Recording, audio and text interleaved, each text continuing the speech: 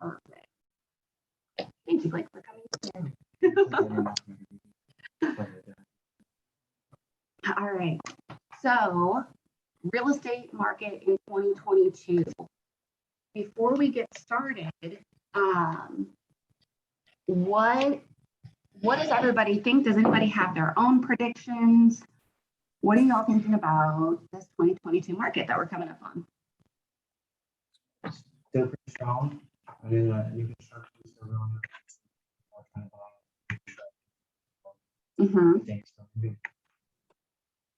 Okay, so Blake thinks it's still moving. Still going strong. I think it's going to eventually get easier for buyers. Like, I think interest rates are going to go up a little bit. And I think that, inventory is going to sit in the market maybe a little longer. So maybe buyers will have a little more buying power more towards like the second half of the year. Okay. Very good. Yeah, just to piggyback off of what Samantha says, as the interest rates go up, it does reduce the buyer's buying power, which will cause some of the inventory to sit. So, but I also think I think this year's when we'll start seeing some of the effects of what COVID did to current homeowners who had to sit there and put their mortgage in default. They either got it caught up or they didn't. And at that point, we'll start to see short sales and foreclosures. Yeah. Yep. I think those are all very valid, very good predictions. And we're going to dive in, we're just going to dive right into it. And the number one rule of sales. So I want to start with kind of where we've been and then where we're at and what it can mean for the future, just to kind of give a full broad overview. So the number one rule of sales and the number one rule, therefore, of understanding our market is what is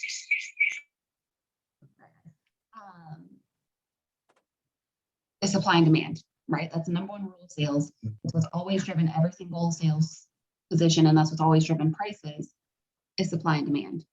So we know we've had record low inventory, right? Absolutely astonishing record low inventory.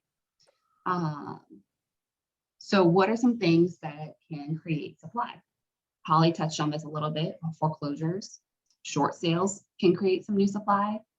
People moving to new residents, and so people moving and no new residents coming in.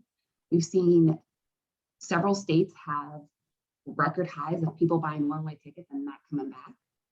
And we'll go over that a little bit, kind of what states those are and what that can mean for those markets. People getting back to office jobs and having to sell a second home or a vacation home. Not as many people buying second homes because there was a huge rush of people buying second homes, third homes, whatever, because they wanted to live where they wanted to because they could work remotely. And another thing that creates supply would be the inflation or cost of living going up. And we'll kind of dig into all of those a little bit deeper as we go on. Questions so far, or can you guys think of anything else that creates supply in housing? I'm sorry. Did you touch on probate in the states, ma'am? I think you did. I'm sorry. It does create, but that hasn't stopped. That hasn't stopped in today's market. Oh, okay. What I'm trying to do more is what could create supply in today's market that hasn't been happening before. Oh, okay. That makes sense. I think with, when they weren't doing evictions and a lot of the, investors that have multiple properties, I've been seeing like lately on the MLS, they're selling their whole portfolio as like one bundle. So they're not buying anything else, but they're selling 5, 6, 7 houses at once. Yeah, we are seeing more and more portfolio deals go up. You're right, Sam. Anybody else think of anything else that would cause some more supply to come on the market?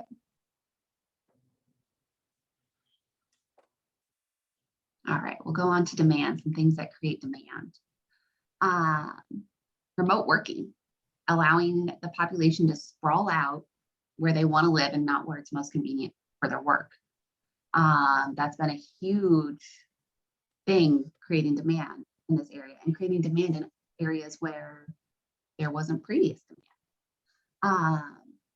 We're also seeing a huge surge of first-time millennial home buyers. So the average age that most people buy their homes is around 30 years old. And so we've got this huge influx of people born between like 1988 and 1993 that are all hitting that age, like right now. And so they're all coming onto the market. And then also there's been years and years and years of new construction underbuilding. So they have tried to create a need for demand by underbuilding, and it's kind of caught up with them. Not kind of, it has. Some more things that create demand are people are staying in their homes longer. People have refinanced and their mortgage is so low it doesn't make sense to move or sell. Especially if they could rent it out. If they do need to move, they can rent it out and make passive income. And going along with that is the low interest rates, meaning people can afford more houses than they could before. So that creates demand. People want to move. They want to get that higher priced house, that nicer house, because their mortgage payment is going to be the same as the other house that they've been in. What are some other things that you guys have seen that have created demand in this market? Well, what I've heard rumors about, and I know COVID caused it to pause a little bit, was the creation of new jobs. I heard that one of the shipyards was supposed to be expanding, which was supposed to create another 30,000 jobs. And then Amazon warehouse being built, bringing in more work. So by them creating more jobs, we'll get an influx of people, or at least just changing the status of people's buying power at that point. Yeah. I Very think the good. military helps too. You know, there's rumors that we have a new squadron coming over to the Langley Air Force Base, and that's, you know, thousands of people coming with that. So that's definitely going to create demand in an area that doesn't have a lot of, you know, available property. Absolutely. Absolutely. That's part of what makes our particular area unique opposed to, you know, other markets across the nation is our huge influx of military, our huge influx of people who are just, they're here for work, whether it's the shipyards, whether it's Amazon, whether it's all of these different huge companies that are here in our area. And the fact that we have 12 military bases throughout Hampton Roads, if you include Yorktown, like there's a lot of military, there's a lot of influx. So it's all really good stuff. Yep. I was going to say maybe another way to create demand is sometimes the price of rent can be too high. People be like, you know what, it's time for me to go ahead and go look for a home, because sometimes renting is just not affordable for some of these buyers as well. Absolutely. Absolutely. That's 100% accurate. These buyers are coming into a market where it's so hard to find rentals. Over the summertime, I helped a couple people try and find rentals, and it was more competitive to find a rental than it was to find a house to buy, which was insane. I'd never seen anything like that before. Exactly. And with that, rental prices have increased. Like when you talk about an increase in price for a home, when you break it down to mortgage payments, yeah, it's significant. But when you're talking about rental rates increasing by 10%, like that's a huge increase over the past year. And these people can't afford it, and it is cheaper for them to buy. Lots of my buyers this year came to me because their landlord was selling the house and or increasing their rent, and they couldn't afford the rent. And if the landlord was going to continue renting it out, they couldn't afford it, and they couldn't afford to buy it. Like, so they bought something else, usually a nicer house. So let's talk a little bit more about the supply things. So foreclosures. Holly touched on this a little bit, you know, as far as we're going to start seeing the effects of what COVID had when all of these people filed for forbearance.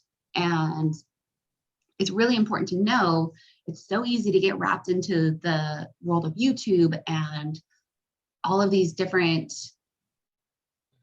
news outlets that are going to say foreclosures are coming. It's going to be a huge wave of foreclosures because all of these, millions of people filed for forbearance. And while that's true, forbearance and foreclosures are not the same. They're not. A forbearance is an agreed program where missed or incomplete payments still need to be paid back.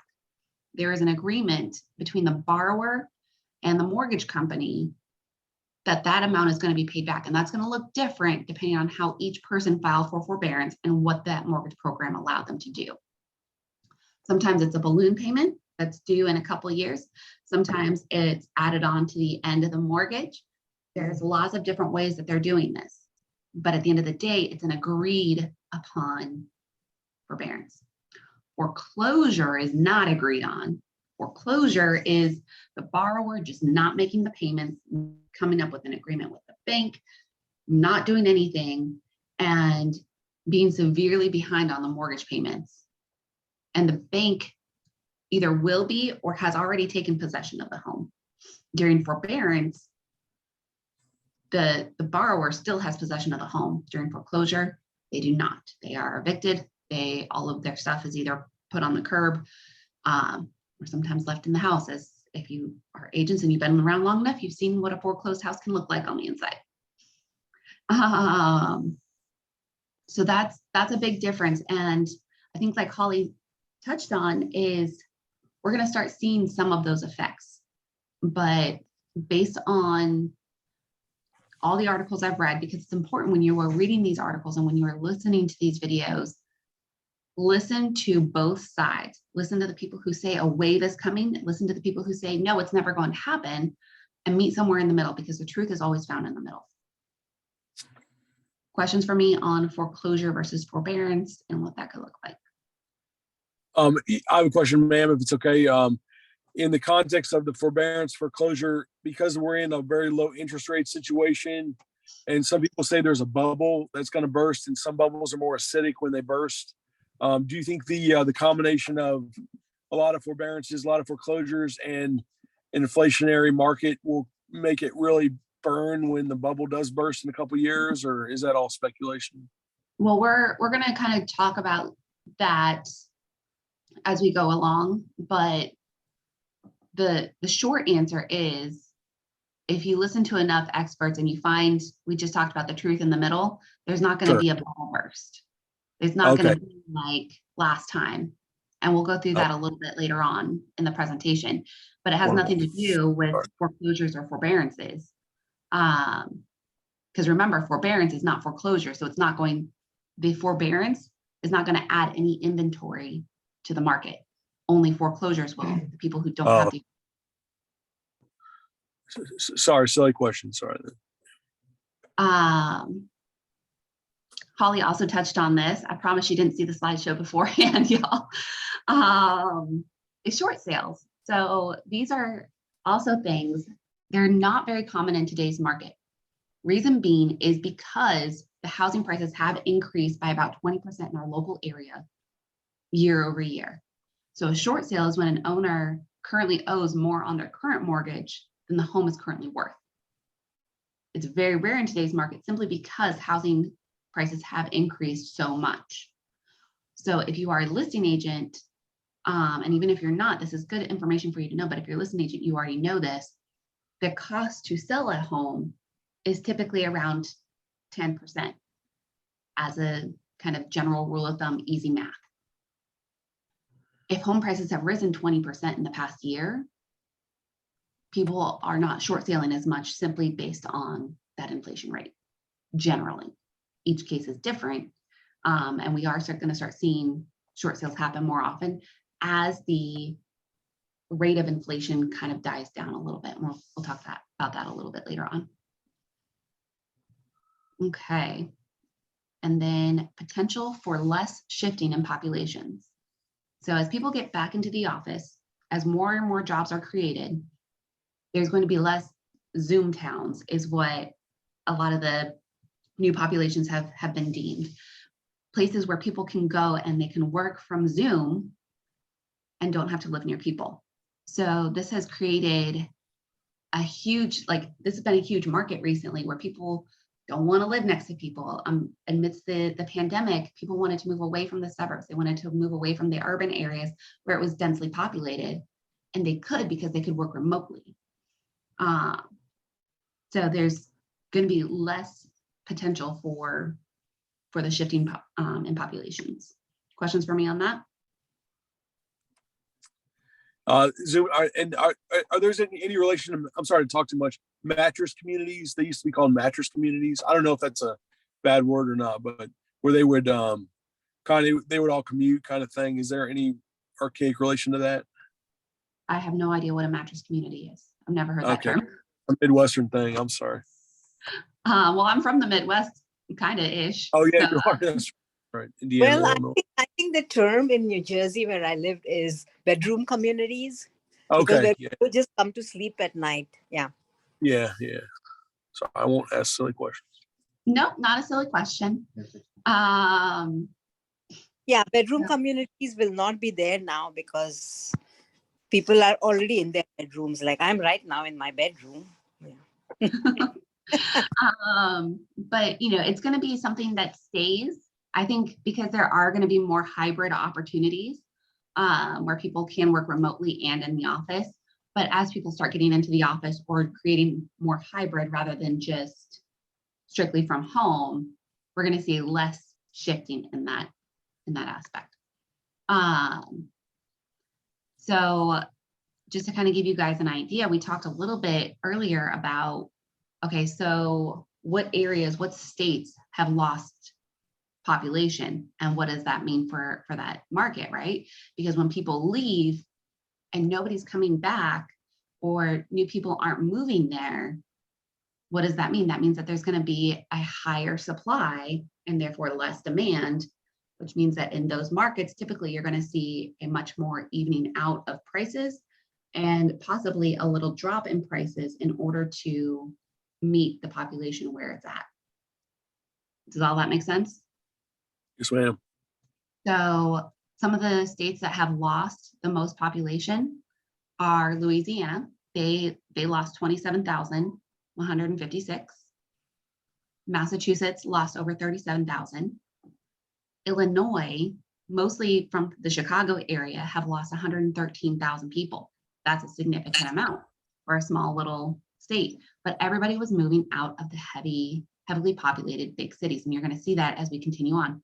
California, 261,000, almost 262,000 people left California. That's huge. A big part of that was housing prices have, with the inflation that's gone up across the country, it's gone up in California as well, where prices were already high and people just couldn't afford it. They were priced out of the market, and when they could work remotely, they chose to work and buy somewhere where the cost of living was a lot cheaper. And also as far as the population density, and same with New York, who lost 319,000 people, and nobody's come back. But that's their population according to one of the most recent censuses. And alternatively, areas that have seen the biggest increase in population, and I think something that you're going to find across here with a couple exceptions are these areas tend to have a bigger land mass. They tend to have more space in between homes, a little bit bigger homes, bigger lots, and lower cost of living traditionally. But a lot of those are going to be going up based on the amount of people that are coming in and buying homes there now. So Nevada saw $49,000 people increase. South Carolina, 63,819. Arizona, which is huge, lots of land, and not typically heavily populated, saw 130,000 people yearly come to their state. Florida saw a huge increase of 211,000 people moving there. I don't know about y'all. Anybody who was selling this year, I had three just my clients moved to Florida in the past year. Now, one of those was military, so she didn't really have a choice. But still, out of 32 transactions and 3 people moved to Florida, that's quite a bit as far as percentage goes. And then also as a side note, something that's kind of interesting too is if you look at new construction models, the most new construction is going up in Florida to try and help with all of the new influx of Floridians. And then Texas, you guys all know Texas is known for wide open spaces, lots of land, lots of space in between homes and towns and everything. And they saw a huge influx of 310,000 people coming to Texas. What does all of this say to you guys? Do you guys have any questions, concerns, anything like that? And again, these are just according to a census. Would you say that's an economic driver, so to speak, where there's the influx, or is it maybe the ones that are losing, are they going from the substitute to the luxury options, or the opposite? Or, What do you mean you have any- substitute to luxury? like are the ones that are when people are moving out, maybe there's some more supply, so maybe they're moving into the $1 million houses out of the duplexes because those are available now, or is the opposite, or are they economic drivers? It is going to be an economic driver, not between $1 million house and a duplex. If somebody is living in a duplex, they're not going to automatically go up to $1 million home necessarily, but it is going to affect the economy there locally, right? So anybody, if there's a huge influx of people moving in, then that's going to create a huge demand. And if supply is still low, then that's going to drive prices up. So in these 5 states, you are likely going to see a larger increase in purchase price rather than in the 5 states before. You're probably going to see a stabilization or a decrease in overall general purchase price just based on the supply and demand, right? Does that all make sense? Makes a lot of sense. Hey, Jordan, you know what I also saw from these numbers, or what gets me thinking, is our area is military, right? It's huge, huge military impacted areas.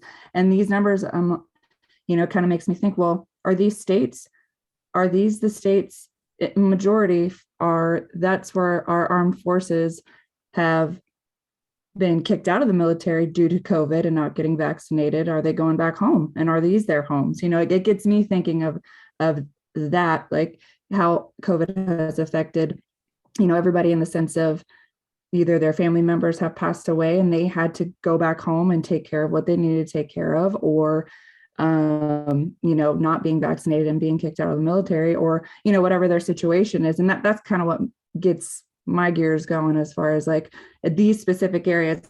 It's pretty cool to see the numbers on paper, and especially like Florida was a given. Everybody wants to go there for whatever reason, but that also makes me, that's what those numbers put in my mind too. As far as I've known a lot of people that had, they weren't able to get vaccinated, and that's a different story, or they chose not to, and then they were let go from the military, and then it's like, well, where did they go? What happened? What was their next route? So seeing Texas and Florida and even Arizona, I've dealt with a lot of clients from the Midwest and the West, and it kind of makes sense of maybe they went back home. Maybe that was their only option. So very well could be. What I was looking at is, when you look at like population density, I can talk this morning. Sorry, guys. The biggest cities are in California, New York, Illinois with Chicago, and Massachusetts with Boston, and all of that. And people are moving away from the big cities. Was the main takeaway that I took, is just people moving away from the big cities, trying to spread out a little bit more over the past year. Yeah, I agree. I think a lot of it too is opportunity. Like my whole family, I'm from Massachusetts, and what everyone's complaint has been for the past 2 years has been, one, their rent in trying to buy properties is like insane up there right now. But if you own a small business or own a business back home, the restrictions really up in the, in the Massachusetts area has been so terrible, and it's getting back to that way that people are like, they can't make a living, they can't make a life. So they're all leaving, to try to better their, just in general, anywhere else that they can continue to live and not live under such strict restrictions and, the policies that they have in some of these states and these cities. So it's interesting to see this number because the city that I'm from is just about that size. So it's kind of, I just texted my friend, I was like, literally our city population has left. Like, it's crazy to like see that number. Yeah, it is. It's a little insane. And I didn't do this to try and be political at all. And I'm glad you guys are trying to keep it non-political, but it's very interesting based on population densities. And I think you're right. There's a lot of other opportunities that are causing the shift. But I think it's going to be interesting to watch these 10 states over the next year and see what these population decreases and these population increases are going to do for their market drivers, right? I'm surprised Tennessee's not on here because I've seen or I've heard a lot of talk of people moving to Tennessee like recently. So I'm actually surprised it wasn't like one of the top places on here. Yeah. I just kind of did the top 5 for each. And these were kind of where they landed. And then Oh, can I give an insight that insight about this that my brother who works in Facebook just gave me? Only Sorry. if you all want. What was that? I said only if you want to hear it. I mean, Hear what? I'm sorry. You cut out for a second.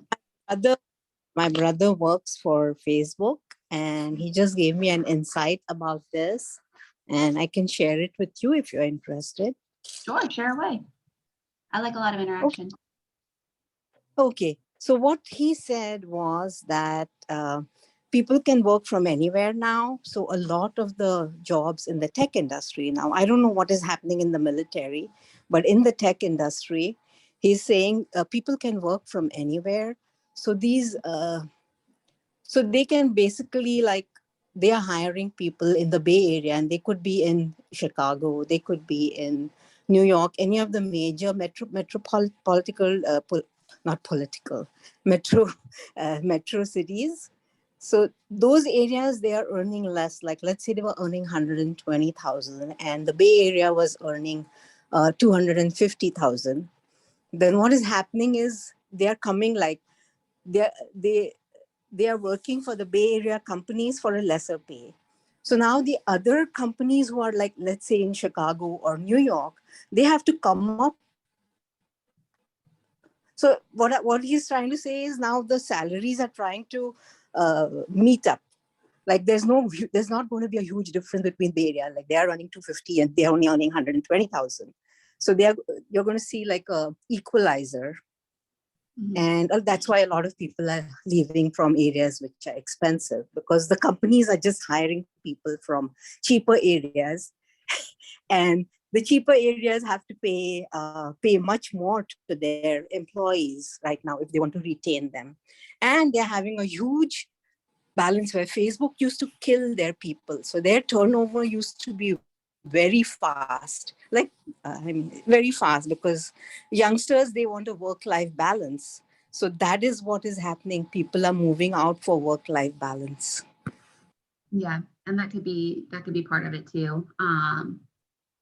Just as far as work opportunities, but that's not our expertise. Our expertise is housing and watching populations and supply and demand go, and how that's going to affect the market changes.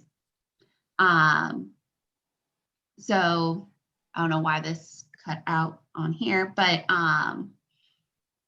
remote work allows people to live where they want, just like Suda was saying.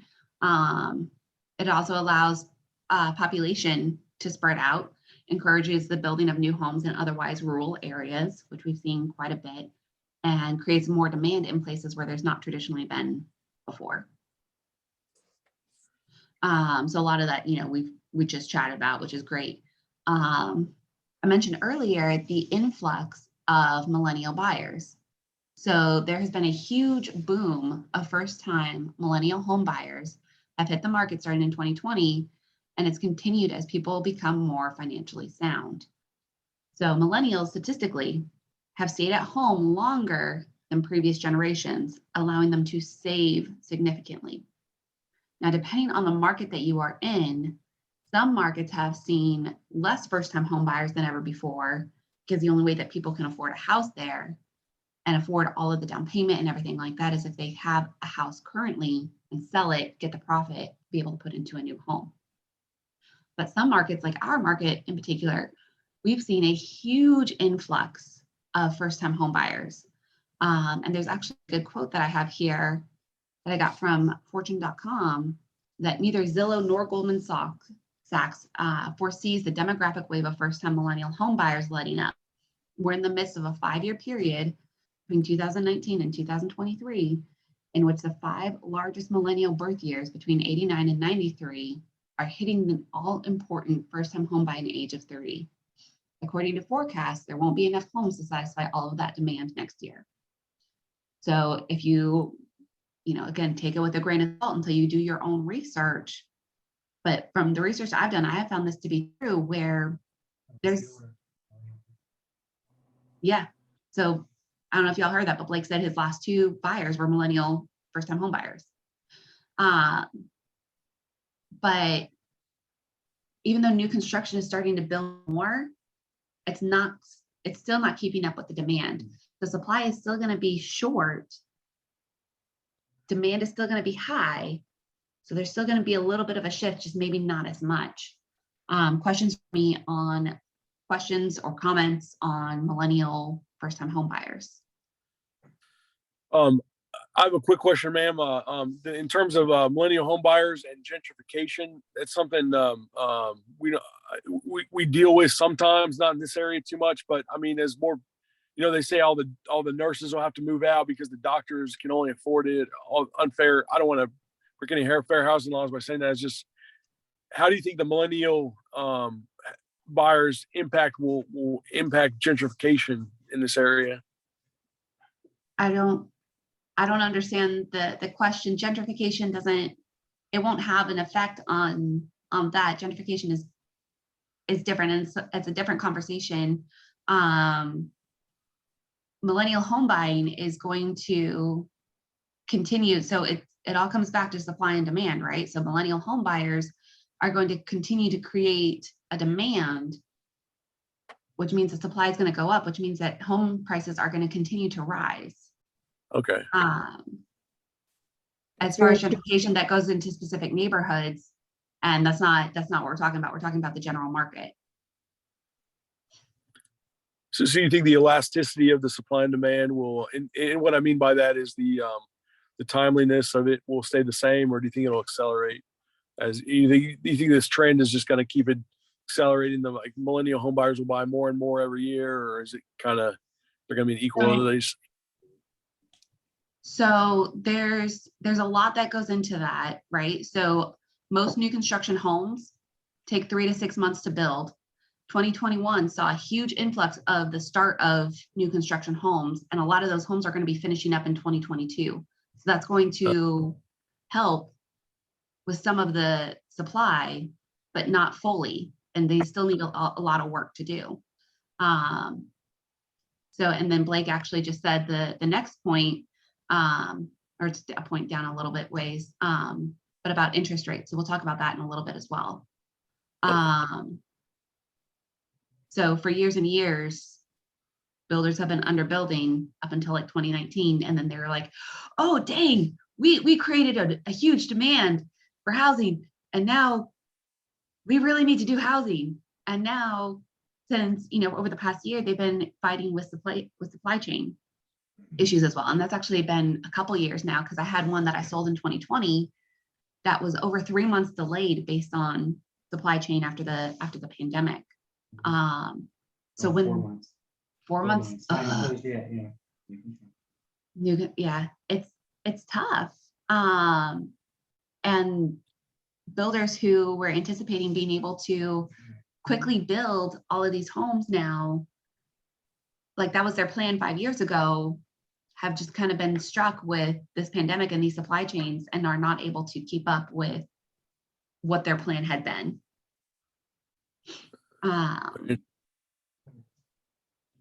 And then interest rates. So interest rates have been so low that price points that were otherwise not options for people suddenly opened up, because those price points, even with the increase in price, because of the low interest rates, the mortgage payment was the same or cheaper than on their previous house.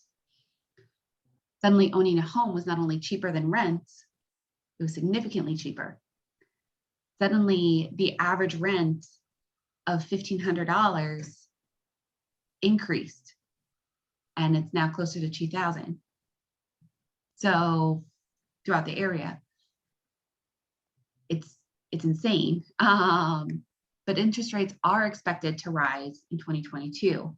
Almost every single lender, every single financial consultant, all of the people who are way smarter than me are saying that the 30-year fixed mortgage rate will increase this year. Some experts say it could get as high as 4%, which in reality is still a historically low interest rate. I know it seems so high when, especially for a lot of our newer agents, when you guys have come into the market at the 2.25, 2.75, you're like, yeah, great interest rates, it's fantastic. 4% is still a great interest rate historically. But they are expected, most experts say anywhere between 3.5% to 4% by the end of 2022 is what the 30-year fixed mortgage rate will be. So over the course of 30 years, if you were to have the same $500,000 mortgage, the increase could cost an additional $90,000 over the course of 30 years if people paid every single payment for 30 years, which is significant. For easy math, this is not always 100% accurate because there's a lot of other things that go into it, but for easy math, each 1% increase in interest rate is a minimum 10% decrease in purchasing power, which means that a buyer at a $500,000 loan at a 3.25 interest rate, that same exact borrower, if the interest rate was 4.25, could only qualify for $450,000 because there's that 10% difference. Questions for me on that? That's very interesting.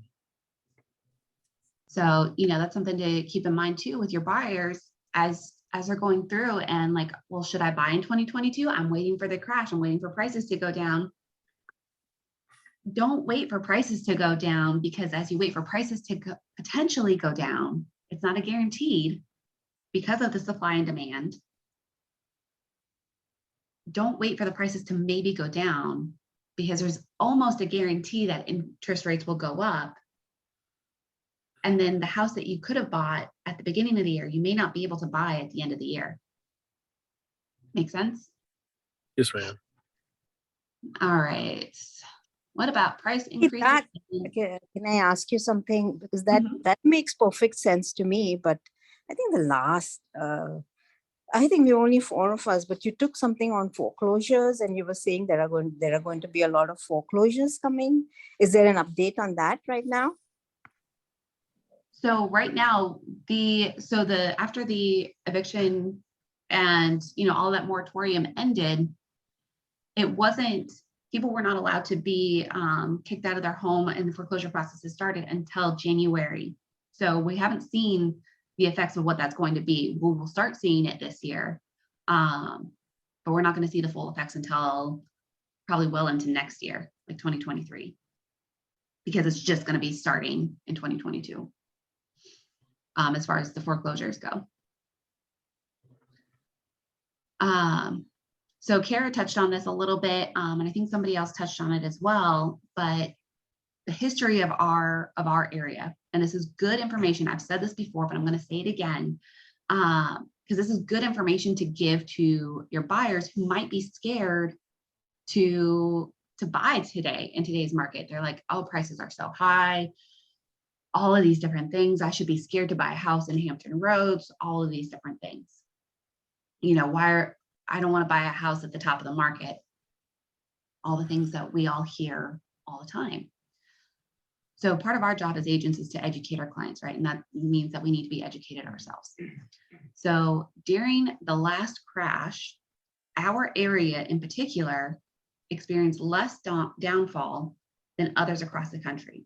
We still had our own market crash here in Hampton Roads, but it was not as significant as other areas across the country because of our military, because of all of the industry that we have here. But alternatively to that, we've also been one of the slowest areas to recoup what we did lose. Average market increase for real estate across the country is between 2 and 3% conservatively. A lot of different states average closer to 4%, but I like to play conservative and 2 to 3% average. Our area over 12 years had an average increase of 1 to 2%. So when you take, although our average home price is up by 20% year over year, following in suit with the national average, here in Hampton Roads, according to statistics, we are exactly at the price point that we should have been all along anyway. We've seen the increase in a short amount of time, which makes it seem drastic, but it's where it should have been according to national statistics as far as market increase. Questions for me on that? One more question for me. In term, do you think that holds across the board for all the metrics in our area, like replacement costs and the absorption rates, and in terms of, is that pretty consistent across the board for all Hampton Roads, or are there any outliers or that you've seen from your experience, ma'am? Well, these are all averages, right? So everything is an average. I'm not sure what the question is and how it relates to increases in our area. I'm sorry. What I meant to say is that our area, you had mentioned the wonderful point that our area was where it should have been anyway. Were there any outliers or anything thing that weren't, or was that generally consistent across the board where we should have been all? I mean, there's always going to be outliers. Sure. Nothing specific comes to mind as far as outliers go. Most of our area is probably where it should have been anyway. Are there certain areas that are more inflated than others? Of course, there's always going to be. Certain areas of Virginia Beach, certain areas of Chesapeake are higher. Certain areas of Norfolk, the Ghent area, the Larchmont area, those are all higher than others, but there's reasons for that. There's different things. One second, let me check the chat real quick. Thank you for answering. Yeah, Shelley had said death creates supply as well. And that's true. I want to ask, could you give us any insights as to why this area remains stable or inertia, whatever? I mean, it's not even a term, but in real estate, but why do people have this? Why do prices have this inertia in this area? So our area remains stable because of the job market that we have here, because of the military. Our military, all of the military bases that we have here, being the world's largest naval base, having, Dam Neck, having Little Creek, we have Langley, we have Fort Eustis, we have Yorktown, we have the Coast Guard base, we have all of these, sometimes little bases attached to big bases. We have all of these bases across Hampton Roads. So many. And that is a huge part of our market. That is a huge part of our clientele. And in addition to the military, people are coming here and growing. Like, Amazon was mentioned earlier, and those warehouses and all the jobs that those opened up. The shipyards are a huge part of our market because it is such a stable income. And we've got 2 shipyards. We don't just have one, we have 2. And that's huge. It creates a huge part of why our market is able to be so stable.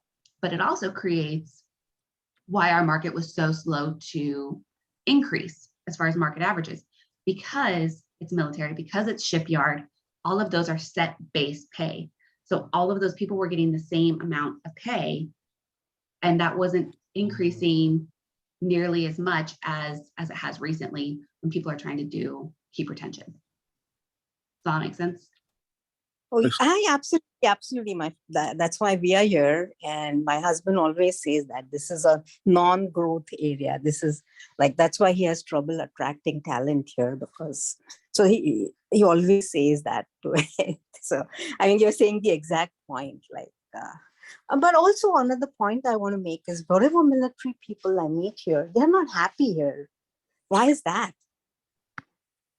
I mean, it's all about perspective. Most of my clients, and a lot of it has to do with what they've been told as well before they move here. Hampton Roads in the military community, I can tell you I'm a former military wife. My husband was military. That's what brought us here. When we were told that we had orders to Norfolk, I was like, dang it.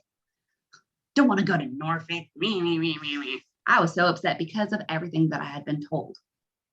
Well, y'all, my husband's been out of the military for 2 years and we're not going anywhere. I love this area. So a lot of it is naivety. So people don't know the area. They don't know things that go on. Part of what I try and do with especially my military clients is I tell them all the great things that we do on Hampton Roads. There's a festival, all the websites, like there's a festival every day weekend in the summer, it seems like. There's always something fun to do. It's very family friendly, and just educating them on that. Another big part of why you run into a lot of negativity about our area is we, in general, Norfolk being the largest naval base and having so many military here, this is a lot of times the first duty station that anybody comes to, which means it's the first time that they're away from home a lot of times. And being away from home, everything's new, everything's different than where they're from. They're away from their family, they're away from their friends. And that is hard for some people, and it stinks for some people. And then as soon as they get here, if it's a military wife, as soon as they get here, not only is everything new and different and it's hard, then their husband's deployed and they don't even have their husband to depend on. It's hard. And it can be very trying for some people, which is a lot of why this area gets the reputation that it does. Well, I have lived my life for 3 years, and I've lived in Florida and New Orleans and other places, and they are so much more friendlier to newcomers. It's just amazing. So when I came, I was like in depression, like I tried very hard to get out of that depression.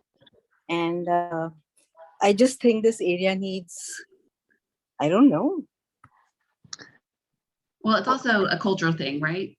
That's the Deep South. Everybody's friendly in the Deep South. Everybody's going to say, hey, how you doing? Bless your heart.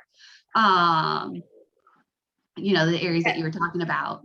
Where I'm from in Colorado, nobody says hi, nobody says nothing. You do your own thing, you like whatever, like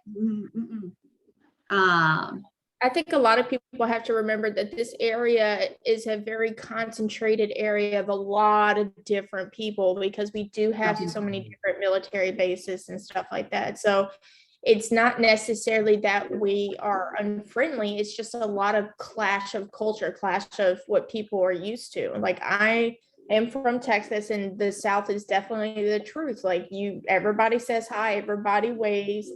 But you know, my father, being from Texas his entire life, lives in Virginia Beach, waves at every single one of his neighbors that drives by on his street. They all know him. They stop and talk to him. They know to talk to him about fixing lawnmowers. They know about fixing cars. So, you know, you have to be the change that you want to see. And Absolutely. the people that are miserable, they're miserable for a reason. There's something going on in their life, and we can't blame the area for that. Like they have to be the change that they want to see. And that's just something that we as a brand can constantly show people, hey, look, there is different. We can show you differently. Yeah, absolutely. Absolutely. And also the So, military Well, bases, Holly, because that is my thought exactly. I was just playing the devil's advocate here. all right. So we'll go down a little bit more.